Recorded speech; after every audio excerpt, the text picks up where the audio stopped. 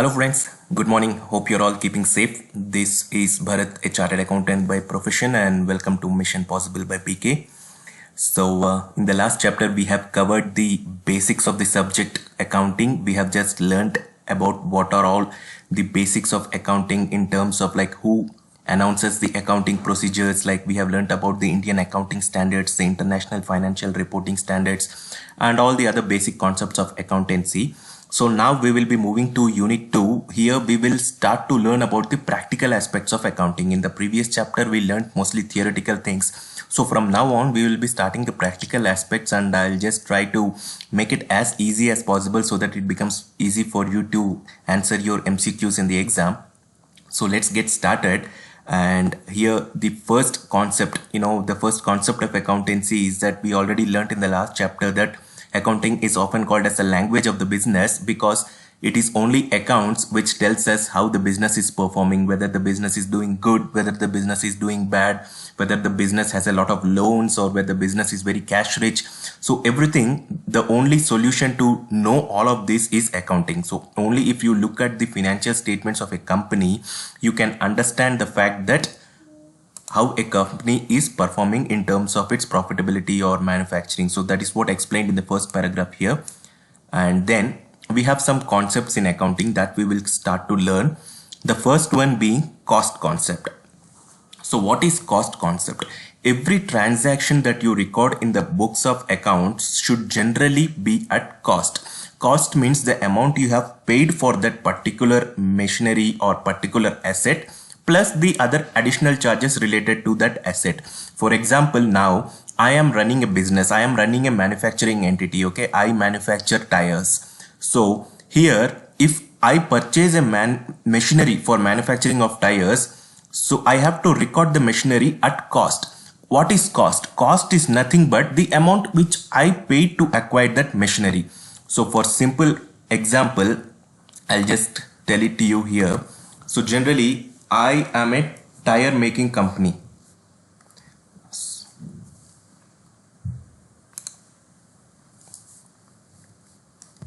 I am a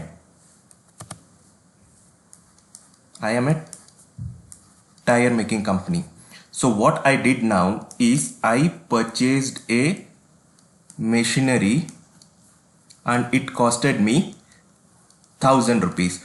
So what is this 1000 rupees? This 1000 rupees is nothing but the amount which I paid to the supplier. So this 1000 is nothing but your cost of the asset. Plus what happens is sometimes we pay additional charges to bring the machinery to our location. For example, I have paid 100 rupees for freight charges. That means for transportation charges. Then the total cost of the machinery becomes 1100. That is what here the cost concept is implied. Sometimes the costs which are too minor, that is after acquisition of the asset, it need not be clubbed. For example, what happens is after you bring the machinery, sometimes small expenditures we will incur for moving the machinery from one location to another. Those should not be added on to your initial cost. What is the initial cost? Is your amount that you paid to your supplier plus any other incidental costs which you incur for bringing that machinery into action, like your transportation cost or your installation cost. Just like how just for your household activity, if you purchase some washing machine or fridge, 10,000 is the cost of the washing machine, 500 is the installation charges, 500 is the transportation charges. So if generally someone asks you how much is the cost, you say 11,000 because you spent 11,000 in it. Same is the case for a corporate company accounts. When you purchase an asset, cost value is the value of the asset for that machinery plus the amount which you paid for bringing that machinery into your factory and making it run. So that is what is your concept of cost.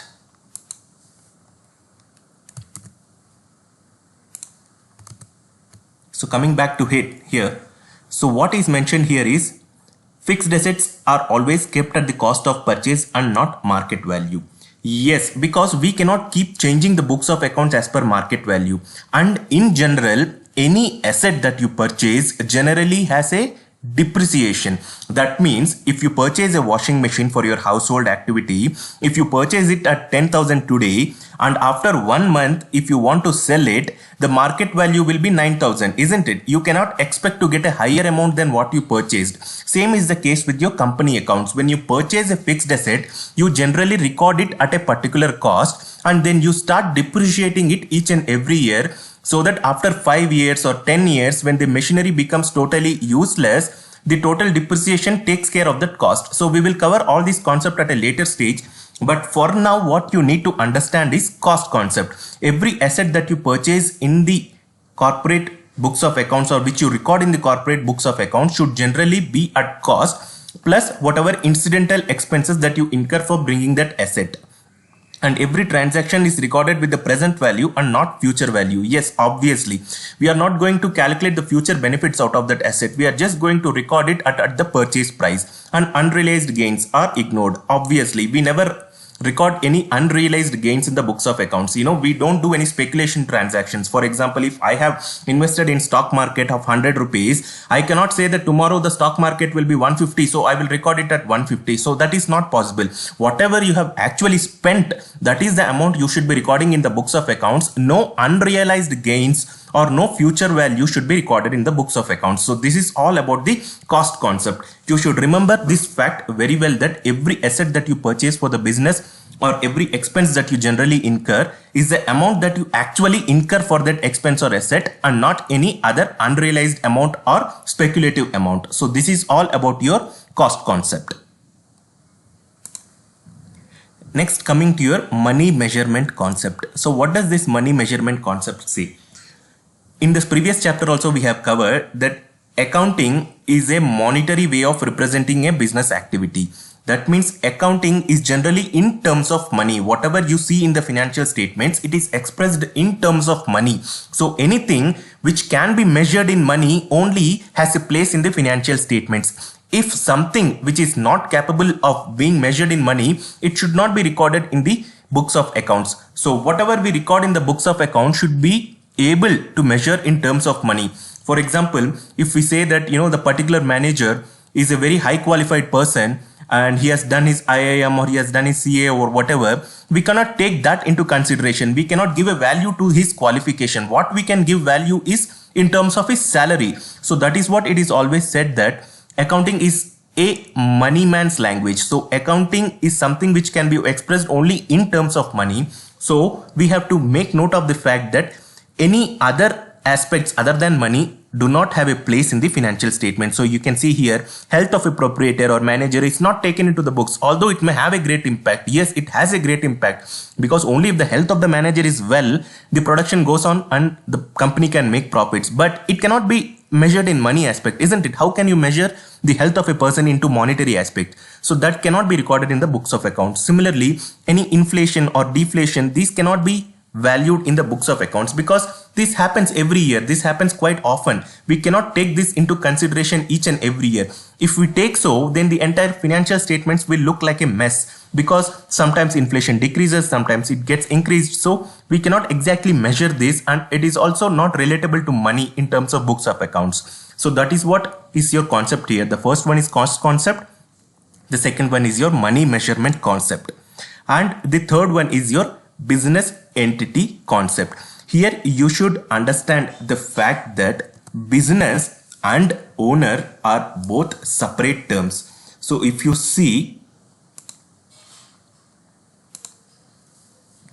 whenever a person starts a business, for example, myself, I started a business, okay?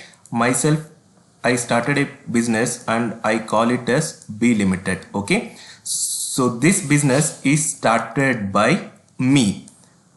So I am the owner of this business and B Limited is the company, okay? So here what the concept explains, that company and the owner are not one and the same.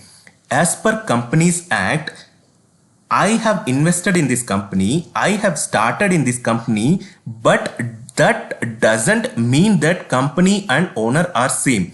owner and company are two different concepts, because company is run by the provisions of Companies Act and owner is someone who decides what to do for the company, whether it is good or bad. So these both concepts should always be kept in mind, that a company and a owner is not same as per Companies Act. Okay, this is one important fact which you should always keep in mind.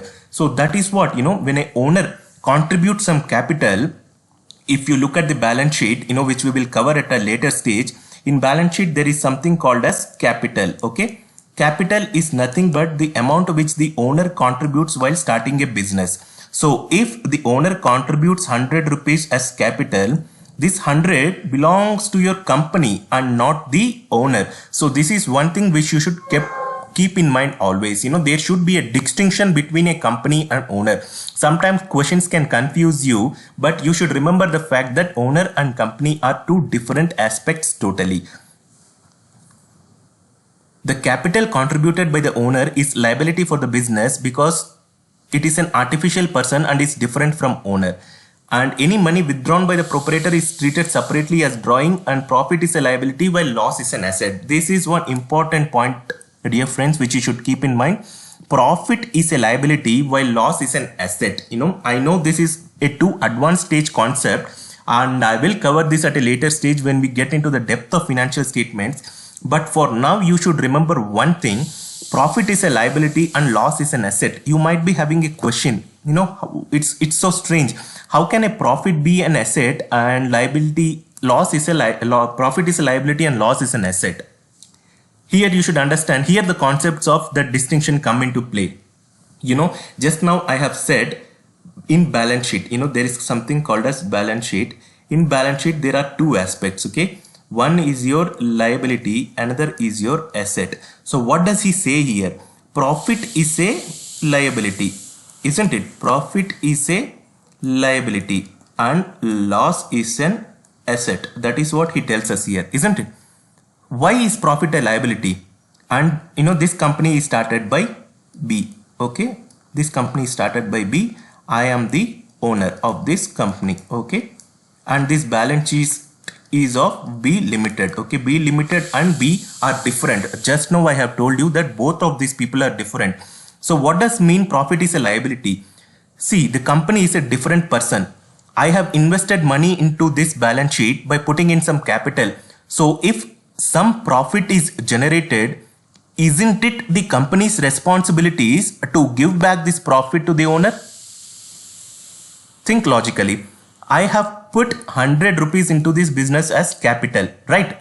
And after putting 100 rupees into this business, the company has made 50 rupees. Now, the company has a liability to pay this 50 rupees to the owner, because in the end, all the profits can be given back to the owner in terms of dividend, isn't it?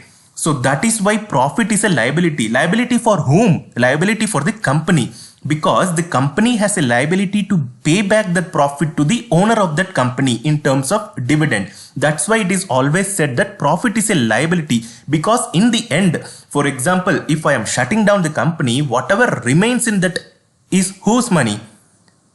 Once the company is closed, then what happens? The amount obviously goes to your owner of that company, isn't it? So that is why it is said that profit is a liability, and at the same time loss is an asset, because if the company incurs a loss, then it becomes the owner's responsibility to set off that loss. If the company is going into a liquidation, for example, if the company is going into some insolvency, or if the company is going to shut down, then the owner has to set off this loss first. So that's why it is an asset for the company, because the owner has a responsibility to set off this loss. Just like how he is enjoying the profits, in similar manner he has to set off this loss while shutting down a company, or in general parlance you can take it like, owner has a responsibility to make good that loss out of the assets of the company. So that's why it's generally shown in the asset side. The classification can be always different.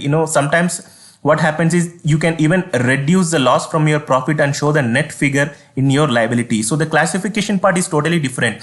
It is one and the same. Either you show it on the asset side or you show the net figure on the liability side. It is one and the same. But the concept here which I am trying to explain, that owner and company are totally two different things. If there is a profit, then the company has a liability to pay back that profit to the owner, and vice versa in case of a loss. Hope you understood this concept well here. If not, you can always ask me in the Telegram group.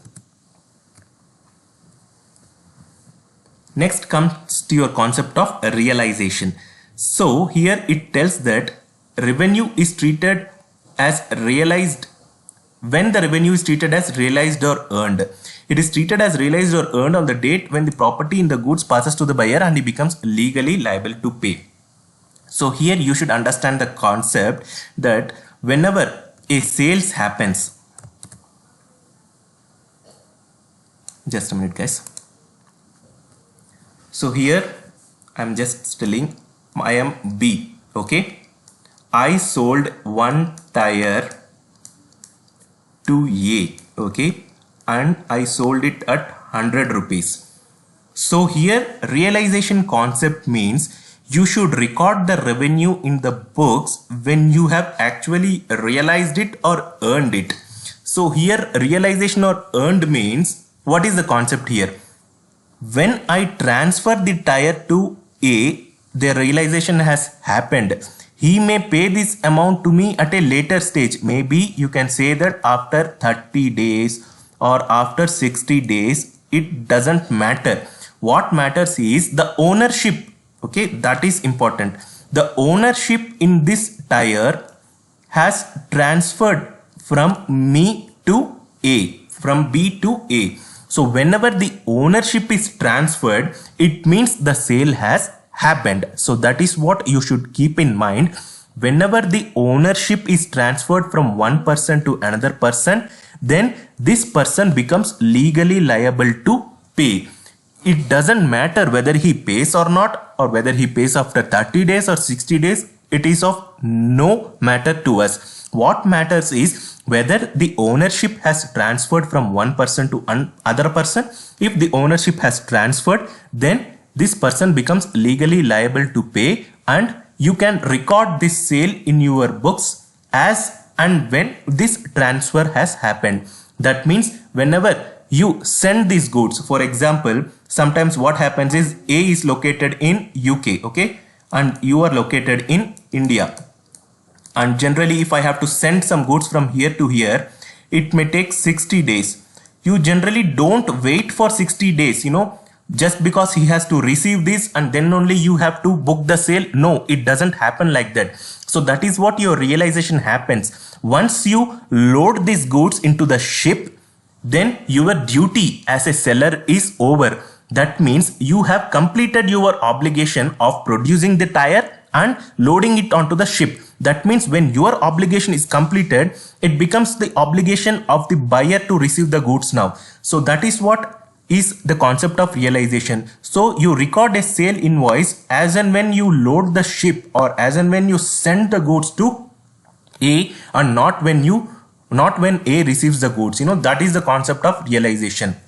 You record a revenue or an expense when the transaction happens and when the legal liability passes on. So that is what the most important concept here. There is one more concept called as accrual, which we will be covering in the next few slides. That also we will start to learn. But for now, this is what you need to remember when we say that realization concept.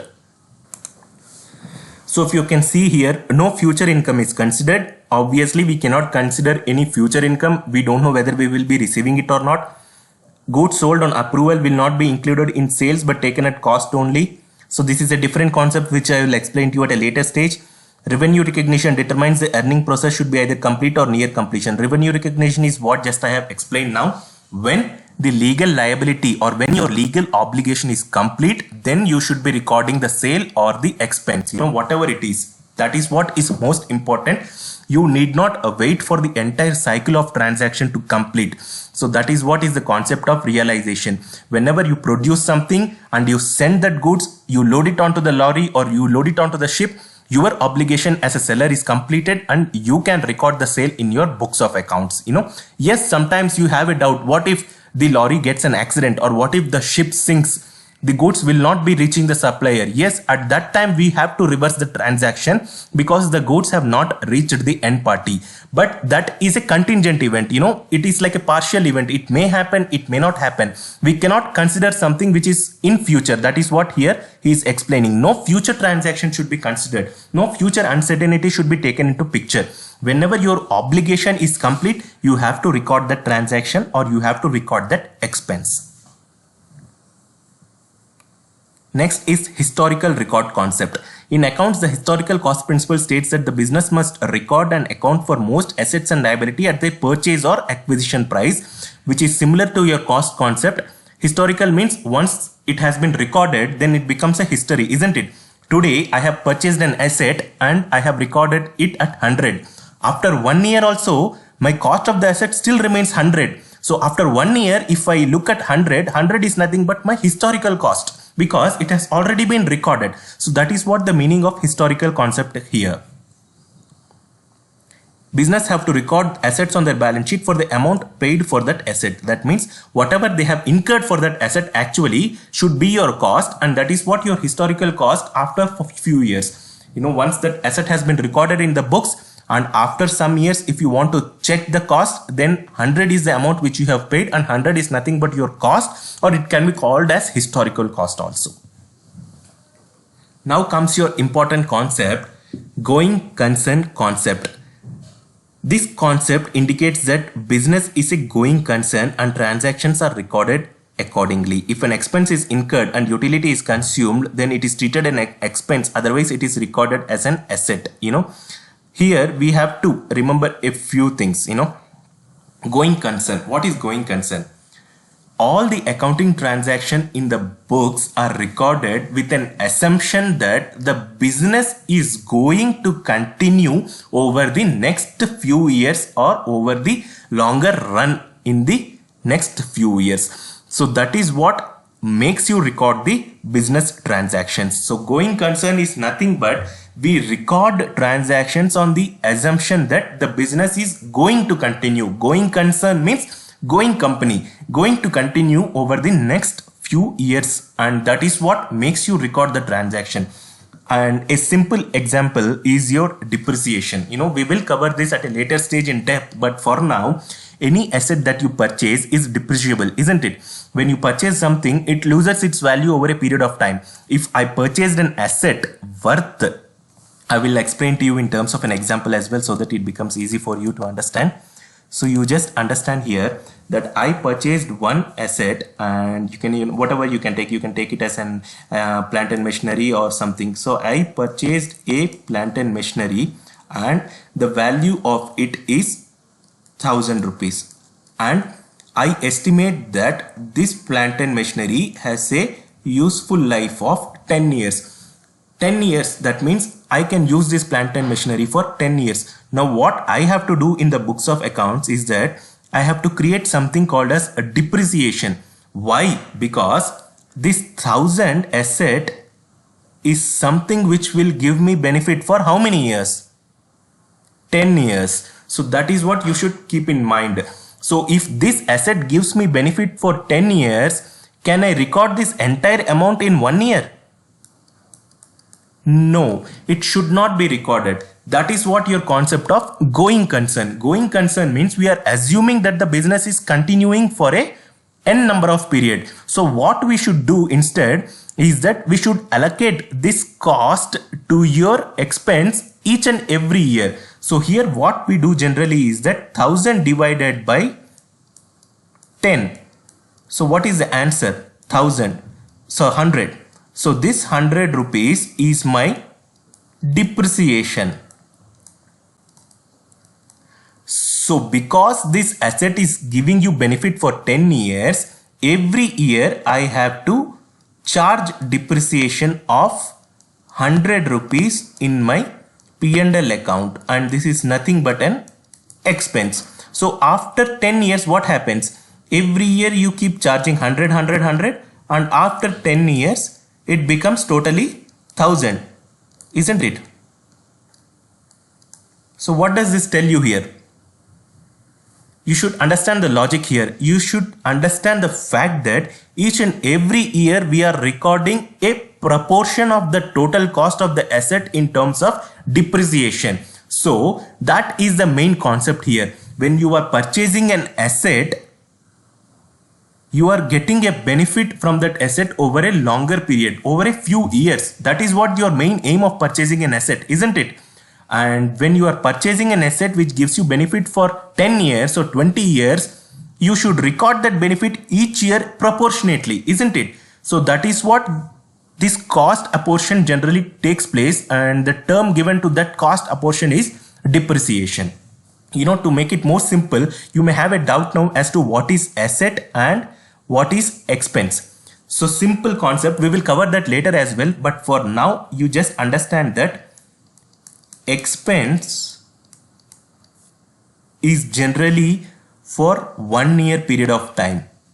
This is just a small logic, it is not a Bible kind of thing. Whereas asset is something which you incur which will give you benefit of more than 1 year. Example, salary. You pay salary in what manner?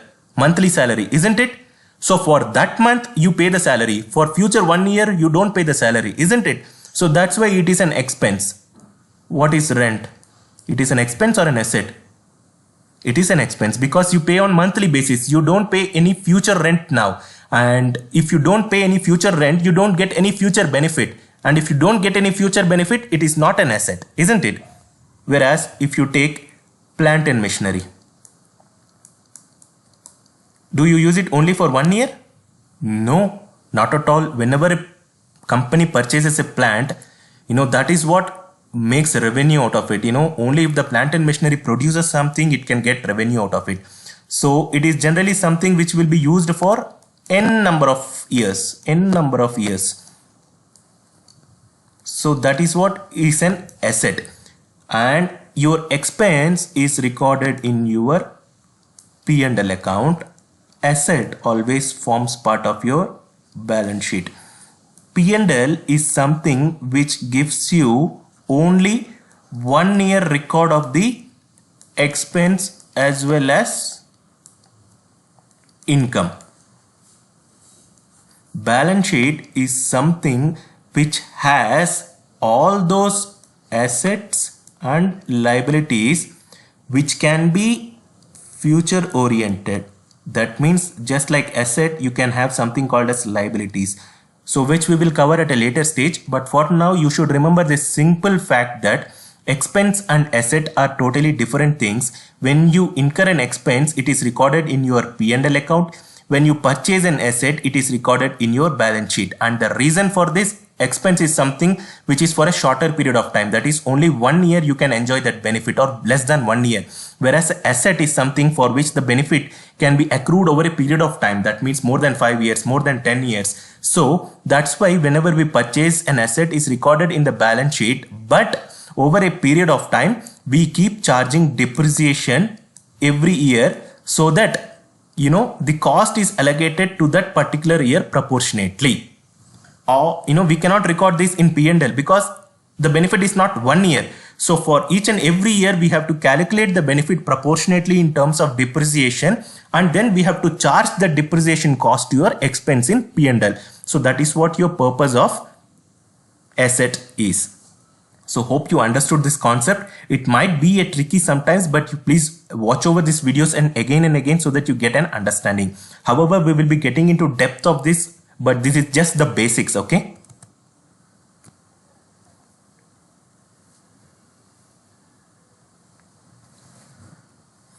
Next is your concept of matching. We have to match the income of a certain period with expense of that period only, okay? This is the highlight of this total text. That means if we are preparing a profit and loss account, which period we are preparing that profit and loss account? So again, I have to turn towards your whiteboard for explaining this. So P&L, profit and loss statement. Profit and loss statement are prepared for which period? For particular financial year. For example, now we are ending our financial year 2020-21, that is as on March 31st. Okay, that is our financial year ending. So now what happens is that matching. That means in your P&L again you have two things. One is expense on the debit side. We will cover this. Don't worry friends, what is debit, what is credit. You just understand the concept for now. Okay. Income on the credit side. So if you record some expense, that is for example rent, salary, this should be only for this particular year because we are preparing it for a 1 year period. Similarly, your income also should match your expense. That means all these expense and income should be only for 1 year period. So matching means only for that particular year, whatever the expenses or income we actually realize, that should be recorded in the books of accounts. Now you may have a question, sir, what happens if we pay insurance for 5 years? Generally we have this habit of paying insurance for 3 years, 4 years because there is some scheme or there is some deduction.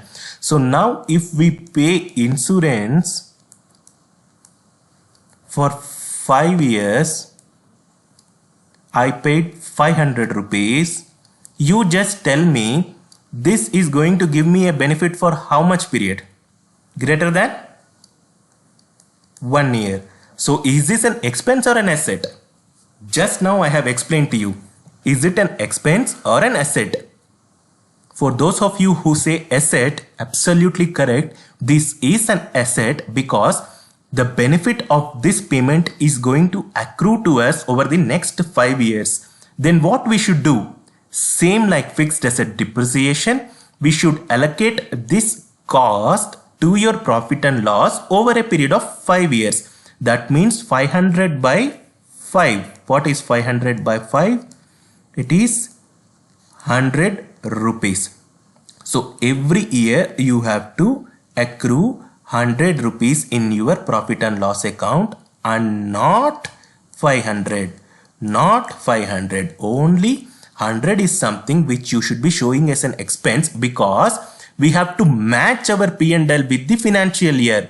Matching is something which is very important. We cannot show expenses of 5 years in 1 year, isn't it? That is totally rubbish. Because we are preparing this only for 1 year period of time, we have to show the expense only for that particular year. Then what happens to this 400 rupees, sir? Yes, 400 rupees is just like your asset. You show it in your balance sheet. There is something called as balance sheet, and in your balance sheet you have asset. So after the first year you show something called as prepaid insurance, and you show 400 rupees because it is an asset. I still have 4 years benefit out of it. So again after 1 year what you do? You again charge 100 to your profit and loss account, and after 1 year you show a prepaid asset of 300 rupees. So that is what your concept of matching is. You should only record the expense and income of that particular year. And just like what I have explained, if the benefit is more than a period of 1 year, then it goes to your asset and you have to proportionately take it to your profit and loss account over a period of time. If it is for 5 years, then 5 years, 100 each in every year. And if it is 1000, 10 years, then 100 each in every year. So that is what your concept of matching is. Hope you guys understood and don't get confused. Okay, we will cover this asset, P&L, everything in a much detailed manner, but for now you just have to understand the distinction between expense and an asset and how it is generally classified. You know, I have just given you a simple example. Any benefit which goes over 1 year is an asset. Similar is the case with, you know, your income also. More than 1 year you cannot show it in your profit and loss account because your profit and loss account is prepared only for 1 year period. So that is what you can always keep in mind. Whereas balance sheet is something which explains your future position also. So for balance sheet you need not have this 1 year calculation in mind. Balance sheet can be future. That's why we show prepaid insurance in asset, because we have already paid that amount and we have we are yet to get the benefit of 400 rupees. So when we are yet to get the benefit, it is an asset for us, isn't it? When you have paid for something and you are yet to get the benefit, what is it for you? It is an asset. Same is your case with your maintenance for your household equipments. You pay 2 years maintenance for your water purifier. 2000 rupees you pay. So for 2 years, you get the benefit, isn't it? You need not pay any expenses. You have the right to claim the benefit if something happens to your water purifier. Same is the case with an asset. You generally show prepaid asset when you get the benefit for future period of time, whereas expense is only for a shorter period, either 1 year or lesser than 1 year. Example, salary, rent, etc.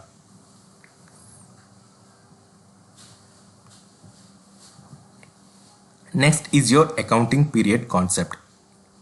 Just now I have explained to you this prepaid expenses and all those things. You can keep that in mind.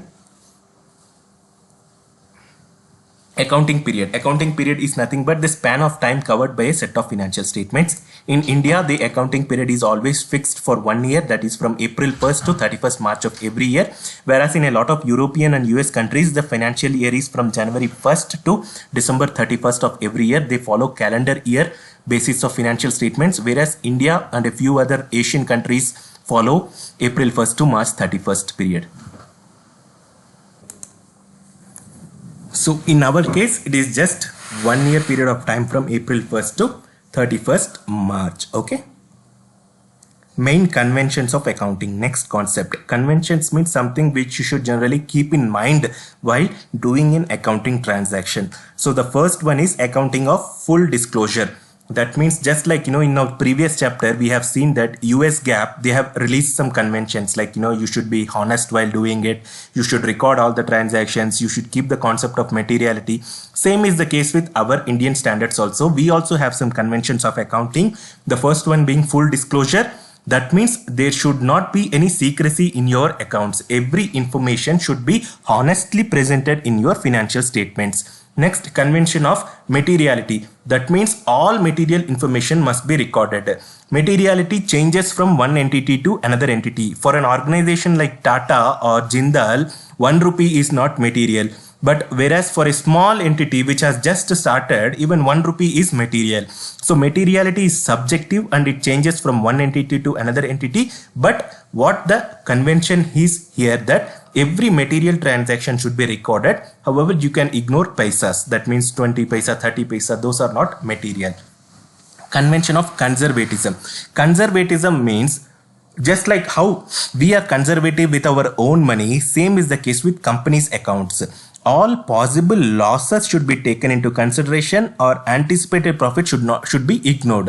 This is called as prudence principles. You should remember this very, very important concept. What here he's trying to say is that whenever we prepare a books of accounts for a company, we should record all possible losses, but we should not record anticipated profits. This is conservatism. That means being conservative. For example, take your own case, when we are investing in a stock market, 100 rupees, I keep in mind that, okay, for example, if the stock market goes down, 20 rupees is my loss. So net 80 rupees is what I will get. At the same time, if the stock market is going up, I generally don't anticipate my profits. It can be 150, it can be 200. I don't take that into consideration because it is not realized, isn't it?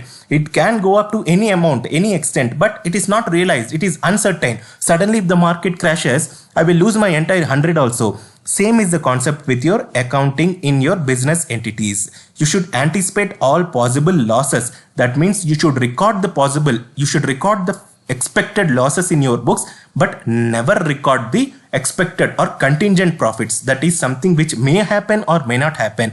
Best example is your legal cases. Whenever in a company might have a lot of legal claims, sometimes product quality or payment issues. So what happens is here is like he says that we should not record any anticipated profits. Even if we are sure of winning the case, 99% I am sure that I will win the case, but still I should not record that profit which I will get by winning the case because it is still not happened.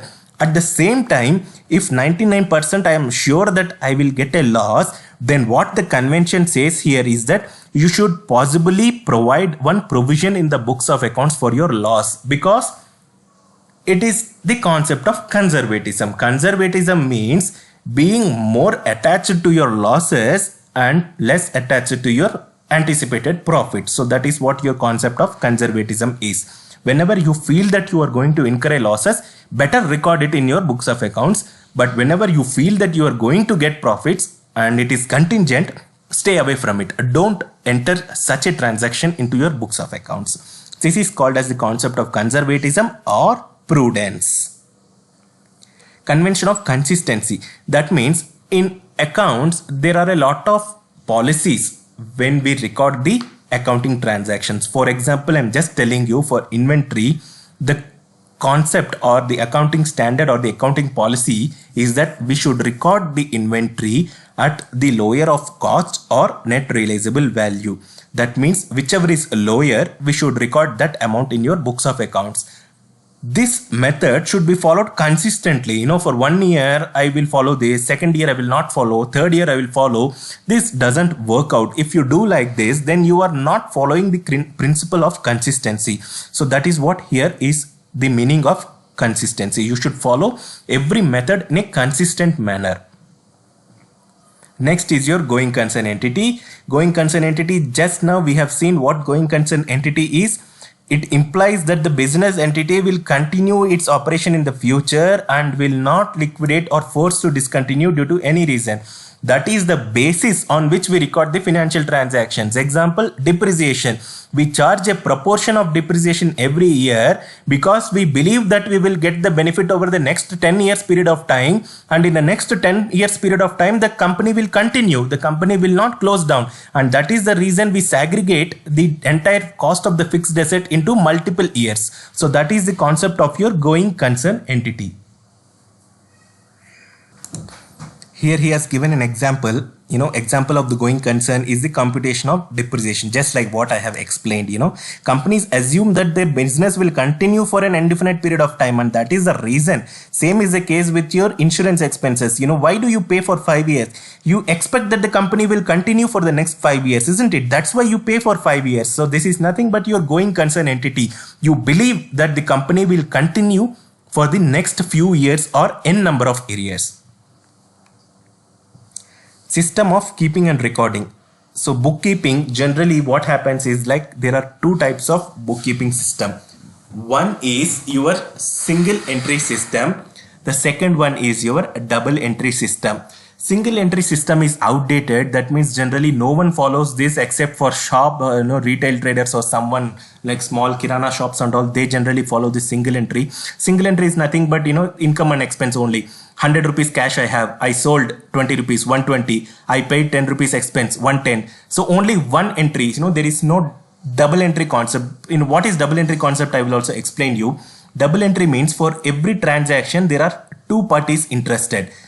Every debit has a corresponding credit. So that is the concept of your double entry system. So what is this double entry system? In this double entry system, in this double entry system,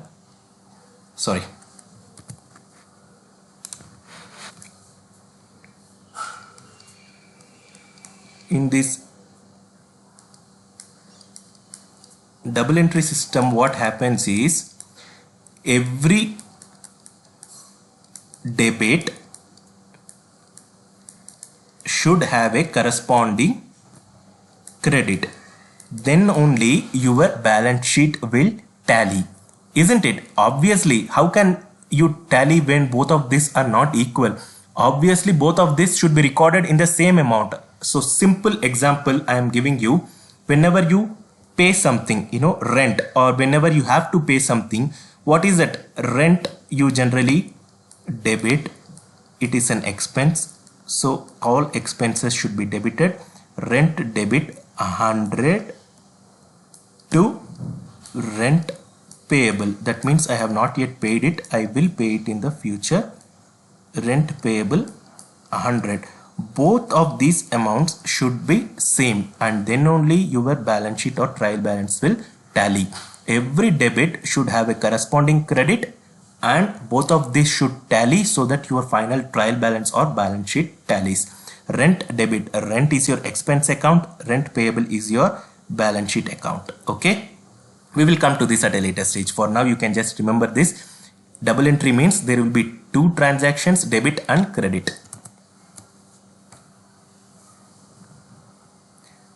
The twofold effect of a business transaction is recorded by debiting one account and crediting the other at the same time. Okay, that is what is important. Then only your business will tally. Conservatism, just now we have seen what conservatism is. We will not get too much into it because it is just a concept which you keep in mind, that is enough. Simple concept, you should record all your anticipated losses, but you should stay away from recording your anticipated profits. Here he has given one more example, bad debts. If you believe that some person will not pay the amount, then you should record that in your book, because here you are anticipating a loss. You should record all your losses, all your anticipated losses, but you should not record your anticipated profits, like your legal case explanation which I have given some time ago. Conservatism is nothing but staying away from uncertain profits but hugging your uncertain losses, as simple as that. Accrual concept, one of the most important concept, and the entire accounting is based on this concept. This I have already explained to you, hope you remember. Accrual makes a distinction between the receipt of cash, right to receive it, and the payment of cash and the legal obligation to pay it. What is accrual? Just now I have explained to you some time ago. We sell goods to people.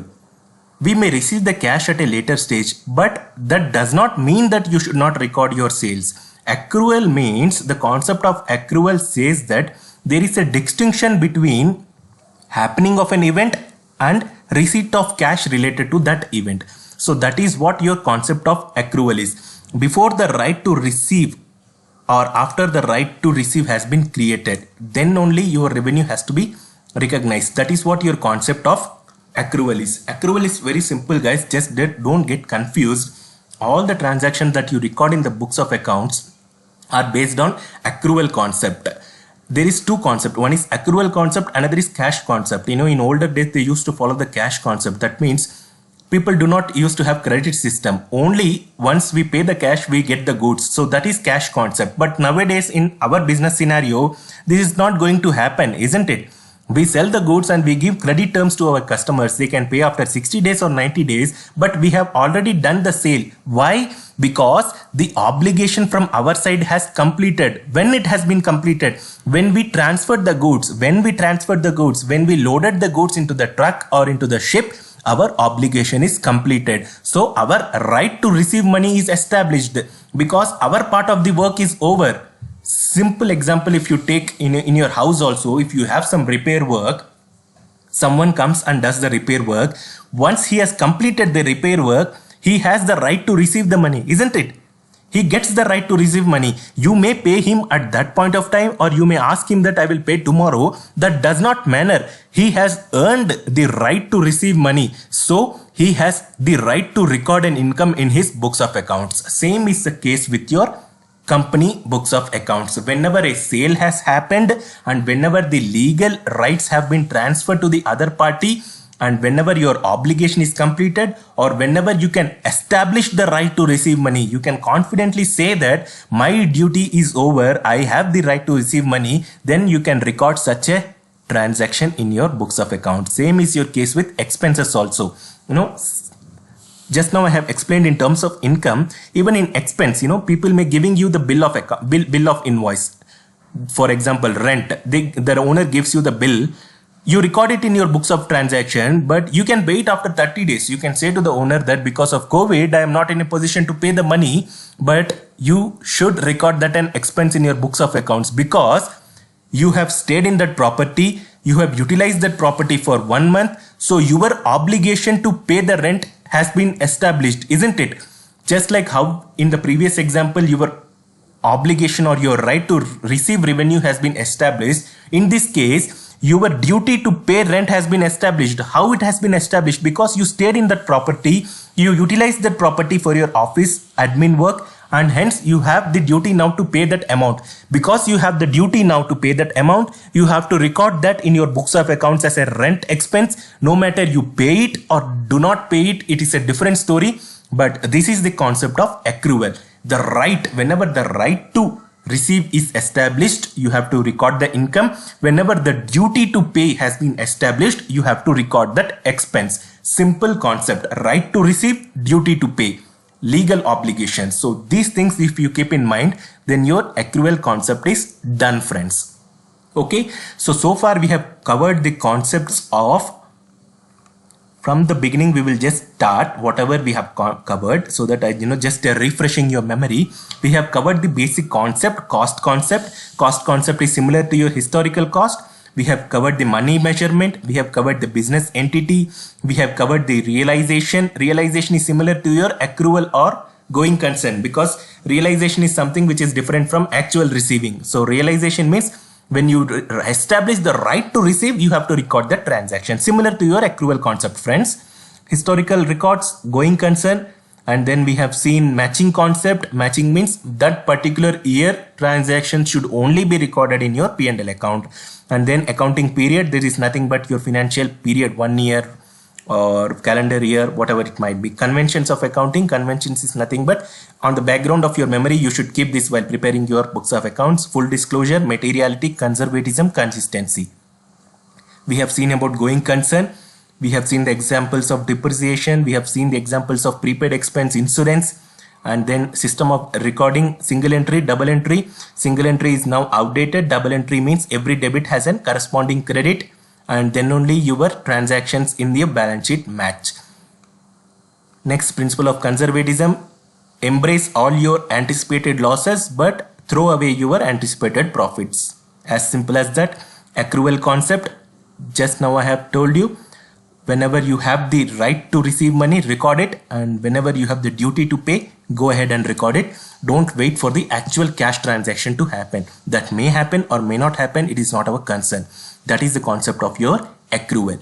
So in this chapter, we have covered the important concepts or the base of accounting. In the next chapter, we will start to learn more about the principles of accounting in terms of how to record a transaction. What is a journal entry? What is a cash book entry? How do we record a transaction in terms of debit, credit? What is this debit, sir? What is this credit?